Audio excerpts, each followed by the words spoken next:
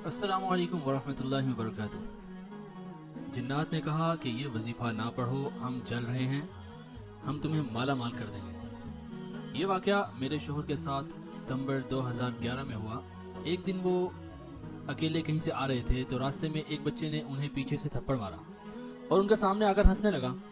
मेरे शोहर ने उस बच्चे से कहा कि मैं अभी तुझे सबक सिखाता हूँ। फिर उस बच्चे के पीछे गए तो एक बुढ़िया सामने आ गई। उस बुढ़िया ने बच्चे का हाथ पकड़ लिया। बच्चे ने बुढ़िया को कहा कि छोड़ो, मुझे उससे लड़ना है। बुढ़िया कहने लगी, क्यों उसके पीछे पड़ गए हो, छोड़ दो उसे।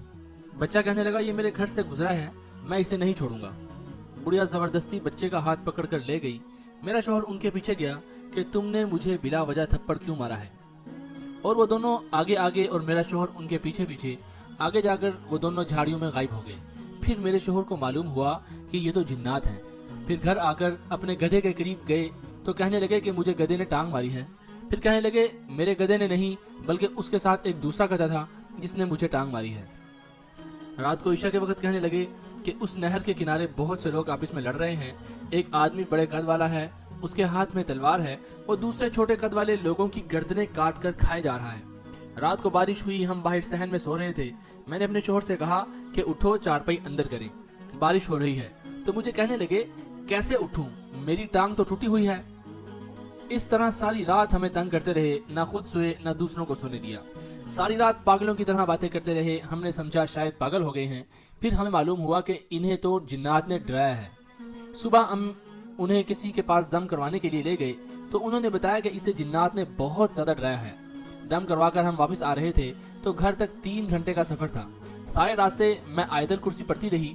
फिर मुझे कहने लगे, क्या पढ़ रही हो। मैंने घबरा कर कहा, मैं तो हकीम साहब का दिया हुआ वजीफा पढ़ रही हूँ। मुझे कहने लगे, ये ना पढ़ो वरना मैं घर नहीं जाऊंगा, तुम इन बेचारों के पर जला रही हो। मैंने कहा, मैं पढ़ूंगी, जब ये हमारा एहसास नहीं करते तो हम क्यों उनका एहसास करें। सारी रात उन्होंने हमें सोने नहीं दिया। हमने उन्हें बहुत दम तावीज करने वालों को दिखाया लेकिन कहीं से भी उन्हें आराम न आया। 1 साल तक यही हालत जारी रही।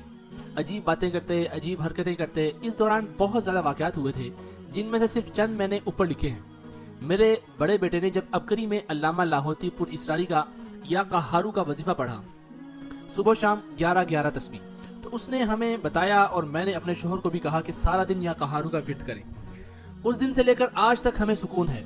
उसके बाद मेरे शोहर के पास वो जिन्नात नहीं आए। चंद दिन पहले मेरे शोहर मगरिब के वक्त घर से बाहर निकले तो घबरा कर आकर कहने लगे कि एक औरत अचानक मेरे सामने आ गई और कहने लगी, या कहारू ना पढ़ो, मैं तुम्हें माला माल कर दूंगी। मेरे शोहर ने कहा इससे कि मैं या कहारू पढ़ना नहीं छोड़ूंगा। तो देखिए कितना आसान वजीफा, या कहारू 11 तस्बीह सुबह और 11 तस्बीह शाम। जिन्नात जल कर खुद ही भाग जाएंगे। अस्सलाम वालेकुम वरहमतुल्लाहि वबरकातुहू।